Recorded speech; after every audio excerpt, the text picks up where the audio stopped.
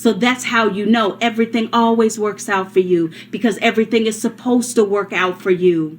Don't let this realm fool you. Don't let the things that you see in your everyday life or the people that cross your path fool you into thinking that you're not a magical creature. You're not a magical being, because you are. You are supreme. You are superb.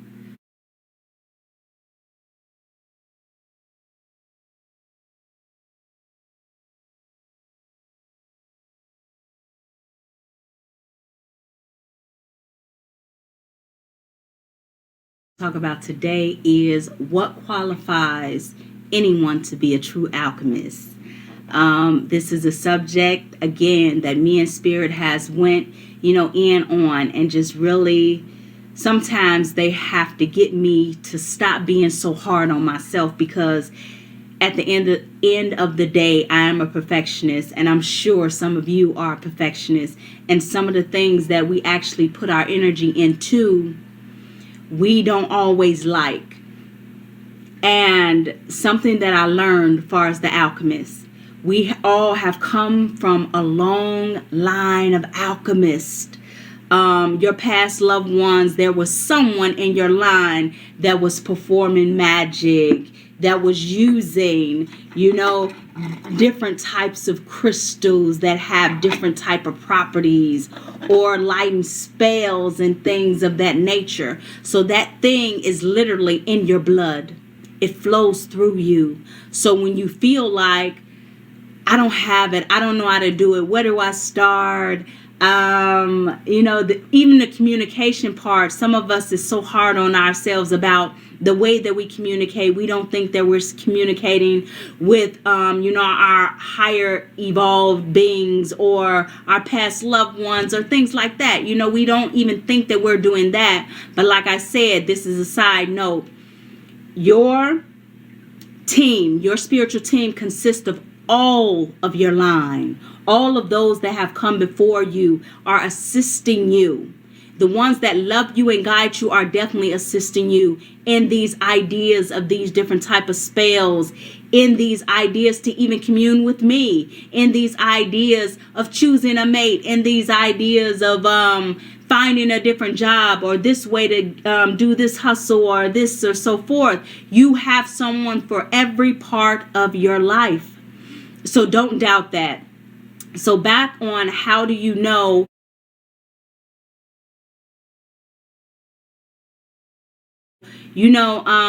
alchemy, or how did it just even start with you? How were you able to use it? You do it every day. You interchange with energy every day. You can do it as simple as lighting a candle. But just because we don't always see the fruits of our labor, we kind of get down on ourselves and we say it's not working. But the key to being an alchemist is to try again. You have to try again. Maybe a carnelian stone don't go so well with your blue candle, or the carnelian stone, which is fire, might go better with a red candle. Or maybe your Florida water is not really conducive and productive with your black stones. It's just different type of things that you have to switch up.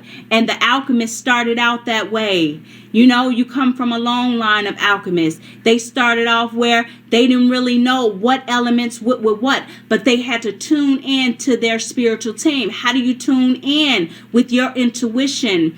Don't get blocked off thinking that your spiritual team is not communing with you because you don't hear them like you hear me now. No, they're on the same wavelength and the same frequency. And sometimes you guys can get so close that they sound just like you. Why wouldn't they? They're part of your bloodline.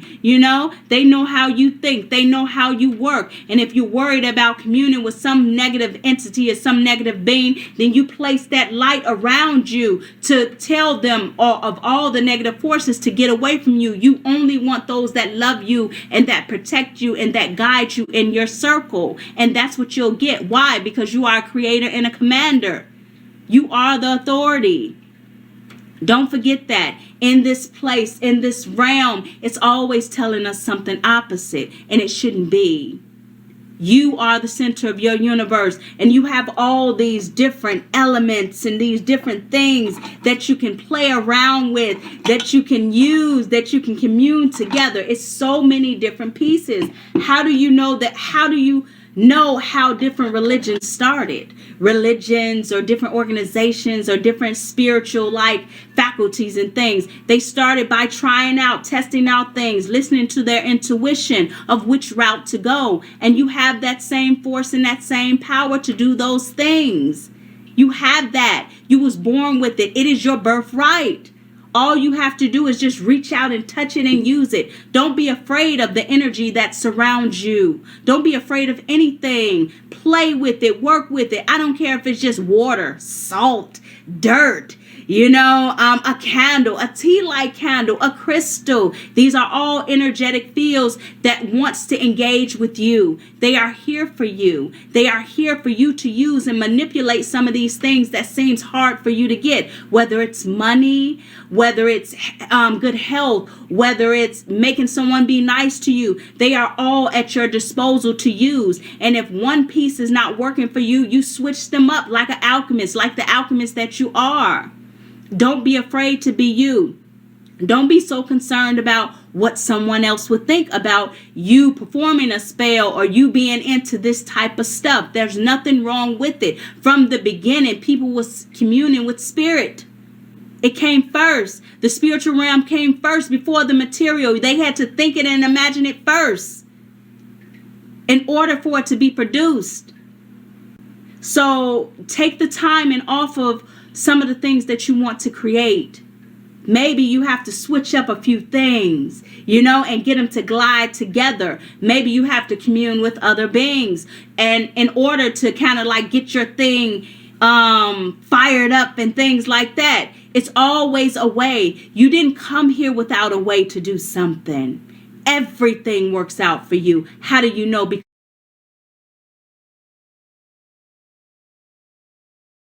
Because you're still here, because you're still viewing this video. So that's how you know everything always works out for you, because everything is supposed to work out for you.